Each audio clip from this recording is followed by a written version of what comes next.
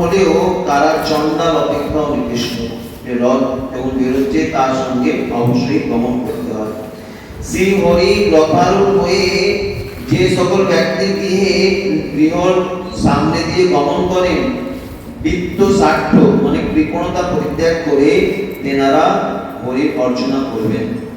পৃথ্বীধর ভগবান গৃহে শ্রমিকে অপূজিত হয়ে গমন করলে সেই সকল গৃহীর পিতৃগণ ৫-১০ বর্ষ বিমুখ থাকে। মানে কারো বয়স সামনে দিকে রথ যাচ্ছে, পুজো আদি না করলো তাহলে তার পিতৃগণ ১৫ বছর পর্যন্ত বিমুখ হয়ে যান, মানে সে গৃহের দিকে তাকান না। আর আমরা সংসারের মধ্যে নানা রকম রোগ ব্যাধি অমঙ্গল আদি দেখা যায়, পিতৃপুরুষরা অসন্তুষ্ট হলে নানা রকম অভাব অনটন, টাকা পয়সা আছে কিন্তু শান্তি নেই, ছেলে মেয়ে নাস্তিক, ধর্ম কর্ম কিছু করতে চায় না, এই সমস্ত পিতৃপুরুষরা অসন্তুষ্ট হয়ে যায়। এই জন্য এইভাবে হরি আরাধনা করলে ভগবান সন্তুষ্ট হয়, পিতৃগণ সন্তুষ্ট হয়।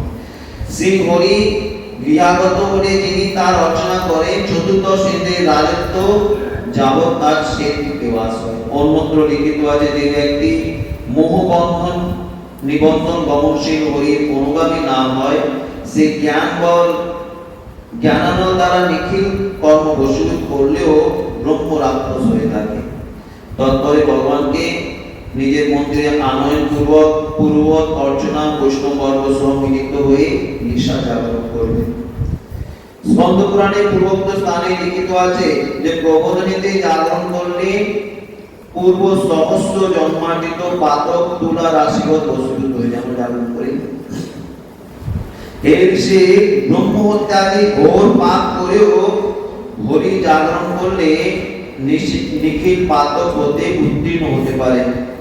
প্রবোধনীতে জাগরণ করলে হরি কর্মজ মনজ বাক্য পাপ সমূহ বিদূরিত করেন, মানে শরীর দ্বারা মনের দ্বারা বাক্য দ্বারা পাপ আদি সমস্ত নষ্ট করে দেন। প্রবোধনীতে জাগরণ করলে দ্বিজাতিগণ অনায়াসে অশ্বমেধ আদি জনিত দুষ্প্রাপ্য ফল প্রাপ্ত হতে পারেন। হরি জাগরণ করলে যে ফল হয়, সর্বতীর্থে স্নানে স্বর্ণ দানে পৃথিবী দানে যে পুণ্য প্রাপ্ত, সেই পুণ্য প্রাপ্ত হয় না। প্রবোধনী জাগরণ করলে চন্দ্র সূর্য গ্রহণজনিত ফল অপেক্ষাও সহস্রগুণ ফল লাভ হয়ে থাকে। স্নান দান তপস্যা হোম স্বাধ্যায় কৃষ্ণ পূজা করলে যে পুণ্য হয়, প্রবোধনীতে জাগরণ করলে তার থেকে কোটি গুণ ফল বেশি হয়। জাগরণ করলে প্রবোধনী আস্ত অতীত অযুতকুল ভাবি অযুতকুল বর্তমান অযুতকুলকে হরিনাম প্রদান করে। যে ব্যক্তি প্রবোধনীতে জাগরণ করে তার পিতৃকুল যাবতীয় নরক দুঃখ হতে উত্তীর্ণ হয়ে দিব্য অলঙ্কার ধারণ পূর্বক প্রফুল্ল মনে হরিনামে প্রস্থান করে। যারা জাগরণকারীর ভার্যাপক্ষে পিতৃপক্ষে বা মাতৃপক্ষে উৎপন্ন হয়েছে, প্রবোধনী জাগরণে তাদের সকলেই নিঃসন্দেহ পরিত্রাণ করেন। আরো লিখিত আছে, প্রবোধনী জাগরণে শঙ্খে জল গ্রহণ পূর্বক ফল আর নানাবিধ বস্তু দ্বারা শ্রী হরিকে অর্ঘ্য দেবে। প্রবোধনীতে হরিকে অর্ঘ্য প্রদান করলে সমস্ত দানজনিত সর্বতীর্থ সেবনজনিত ফল অপেক্ষা কোটি গুণ ফল লাভ হওয়া যায়। পদ্মপুরাণে উত্তরস্থানে লিখিত আছে যে মথুরা ব্যতীত অন্যত্র যখন হরি প্রীতি করি, তখন হরি জন্মভূমি মথুরাতে জাগরণ করলে যে কি ফল হয় তার বর্ণনা কি করব। অন্য জায়গায় করলে এত ফল, আর সাক্ষাৎ যদি মথুরা বৃন্দাবনে জাগরণ করে তার কত ফল হয়। হরি জন্মভূমি মথুরাতে একটি মাত্র এক দণ্ড বাস করলে, এক দণ্ড উপবাস করলে আর জগতে সে ব্যক্তি কিছু মাত্র কর্তব্য অবশিষ্ট থাকে না। প্রীতি সহকারে মথুরাতে জাগরণ করলে সংসার মোহরূপ স্বপ্ন দূরীভূত হয়ে নিরন্তর জাগরণ থাকতে পারে, অর্থাৎ তাকে সংসার মোহ মোহিত হয় না।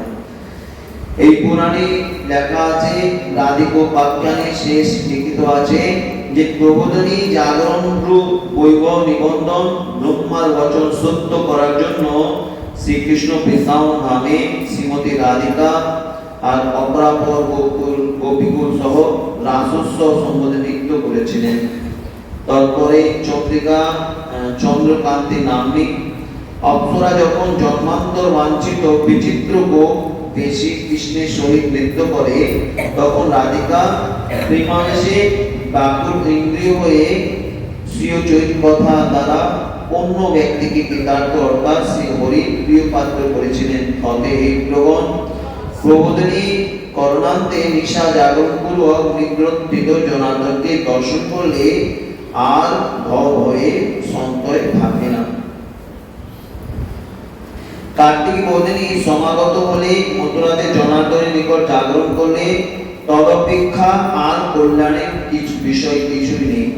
কোন ব্রহ্ম রাক্ষস দীনতা প্রকাশ করাতে সুধন নামক একজন বৈশ্য মথুরাপুরে প্রবোধনীতে কৃত জাগরণের ক্ষণার্ধ দান পূর্বক তাকে মুক্তি প্রদান করল। কোন ব্রহ্ম রাক্ষস একবারে দিন হয়ে কোন সুধন নামক ব্রাহ্মণিক বৈশ্যের কাছে প্রার্থনা করেছিল, তখন সেই বৈশ্য কোনো কালে এই মথুরাতে জাগরণ করেছিল প্রবোধনীতে, তার এক ক্ষণের ফল তাকে দান করেছিল, তাতে সে মুক্ত হয়ে গেল। প্রবোধনীতে নিশা জাগরণের মাহাত্ম্য বর্ণনে সম্যক সক্ষম নই। কেউ মাহাত্ম্য বর্ণনে সম্যক সক্ষম নেই, কেননা গান গীত বাদ্য কীর্তনাদি সমস্তই কৃষ্ণের সন্তোষকর। প্রবোধনী দ্বাদশীতে হরির সম্মুখে ক্ষণকাল মাত্র গান করলেও সর্বলোক ত্যাগ পূর্বক হরিধামে গমন করতে পারে। উক্ত স্থানে লিখিত আছে, অন্যত্র সুবিশাল নিষ্কণ্টক রাজ্য পরিবর্তন করেও মথুরাপুরে কার্তিক মাসে প্রবোধনীতে জাগরণ করা কর্তব্য। পদ্মপুরাণে লিখিত আছে, মাহাত্ম্যে বিহিত আছে, কার্তিক মাসে শুক্লা দ্বাদশীতে পালন করে হরির সম্মুখে সর্বশ্রেষ্ঠ প্রদত্তম সমর্পণ পূর্বক ভক্তি সহকারে প্রভুর পূজা করলে হরিধাম লাভ করতে পারে। এই কার্তিক মাসে পালন করার পরে দ্বাদশী দিন সম্পূর্ণ ভগবানের চরণে সমর্পণ করে দেওয়া, সম্পূর্ণ ফল ভগবানের চরণে সমর্পণ করে দিলে কি ভগবান অক্ষয়, সমস্ত ফল অক্ষয় হয়ে যায়। মহাভারতে লিখিত আছে যে মানবগণ চতুর্বিধ অনুষ্ঠিত চাতুর্মাস্য ব্রত নিয়ে কার্তিকের শুক্লা দ্বাদশীতে সমর্পণ করবে। প্রভাতে নিত্যকর্ম সমাধান্তে শক্তি অনুসারে সাধু ব্রাহ্মণ ভোজন করিয়ে অনুষ্ঠিত ব্রতের অচিত্রতা গ্রহণ পূর্বক দক্ষিণা দেবে। যে প্রকার ব্রত তদনুরূপ দান করে পালন করা কর্তব্য। যেমন ভাবে যতটা ব্রত আদি নিয়ম নিয়েছে সেই অনুযায়ী দান করবে। চাতুর্মাসে ব্রতে যে সমস্ত আহারীয় ত্যাগ করা হয়েছিল তা পুনরায় ভোজন আরম্ভ করবে। চাতুর্মাসে দান করে, যেন আমাদের কার্তিক মাসে যা কিছু নিষেধ ছিল এই দ্বাদশী থেকে আরম্ভ। ভবিষ্যৎতর পুরাণের পূর্বোক্ত স্থানে লিখিত আছে, প্রাতকালে স্বচ্ছ সলিলে স্নান পূর্বক ঘৃত দুগ্ধ দধি মধু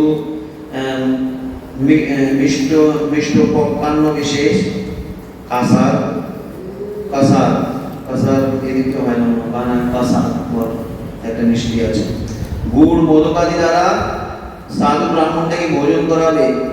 আর চন্দন পট্টবস্ত্র পুষ্প গন্ধ আদি দ্বারা তেনাদের পূজন করবে। যে সমস্ত বস্তু চাতুর্মাস্য ব্রতে ত্যাগ করা হয়েছিল সাধু ব্রাহ্মণগণের আচরণ শেষ হলে সবিনয় মিষ্টি বাক্যে তত্ত্ব অনুবিষ্ট পত্র পুষ্প ফল আদি তেনাদের অর্পণ করবে। পূর্বে চাতুর্মাস্য ব্রতে যে বিষয়ে যেরূপ নিয়োগ করা হয়েছিল তদুল্লেখ পূর্বক ভক্তি সহকারে দক্ষিণা সহ দ্বিজাদিগণকে তাই দান করবে। এইরূপ পদ্মপুরাণে উক্ত স্থলে আরো কিছু লিখিত আছে। এই দ্বিজগণ ব্রাহ্মণ ভোজন আর দক্ষিণা দানের পর চাতুর্মাস্য ব্রতে অচ্ছিদ্র বাচন করাতে হয়, অর্থাৎ ব্রাহ্মণগণ বলবে অচ্ছিদ্র আমাদের সব পূর্ণ হয়েছে। এবং পর বর্ণনা করে আদানের পদ্ধতি